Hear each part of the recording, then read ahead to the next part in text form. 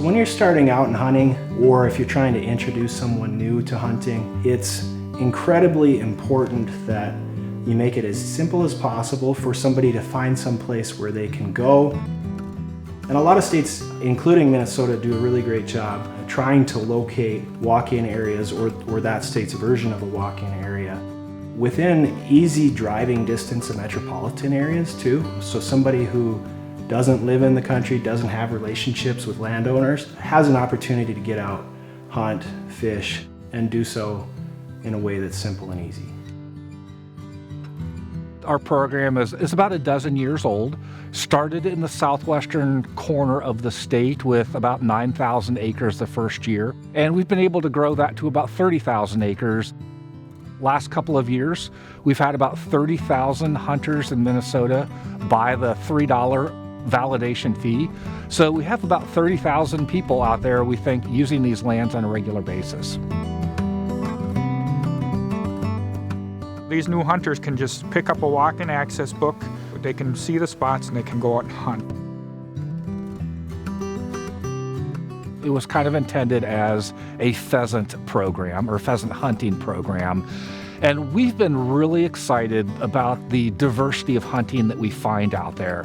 Yes, pheasant hunters are still probably one of the larger users, but we're also seeing a lot of use for turkey hunting, waterfowl hunting, deer hunting. As we're starting to move into the eastern and northern part of the states, we're guessing we'll probably start to see squirrel and other types of hunting.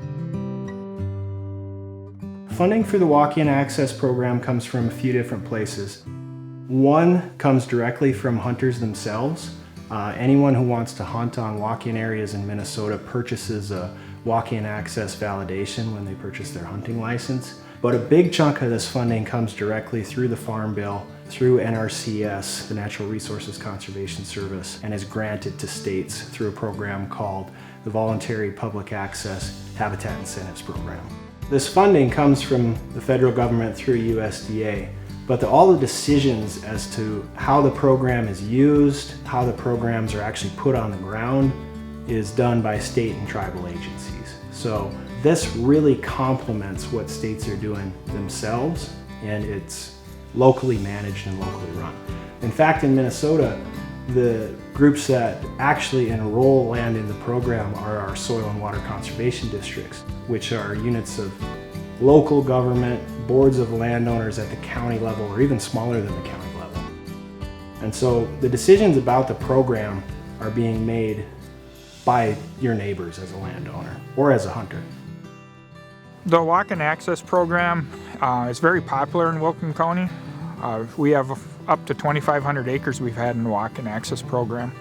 Landowners like the walk-in access program because it provides them a little cash incentive. The difference between the payment they get makes them put land into a CRP or CREP. So it's very beneficial that way. It increases the conservation in the county. Some of the private land that's enrolled as a walk-in area in Minnesota is just some of the nicest restored prairie that you'll see. Native restored tallgrass prairie provides all sorts of benefits beyond just to us hunters. We're talking water infiltration and water quality, talking air quality, we're talking habitat for threatened and endangered species, and all of that can be, at least in part, attributed to a program that's creating access for hunters.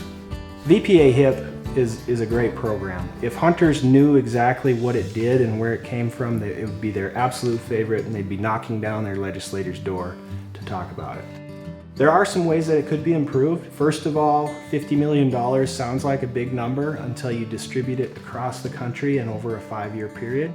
The key to a walk-in access program is funding. If funding is there, we can certainly promote it, and people are willing to put it in, so it'll provide access to many hunters in the future and maybe put more wildlife cover on the ground. When hunters come to town, they spend a lot of money. And for a lot of rural communities, that is a lifeline. So increased funding for VPA-HIP would not just be a boon to hunters, it would be a boon to rural communities.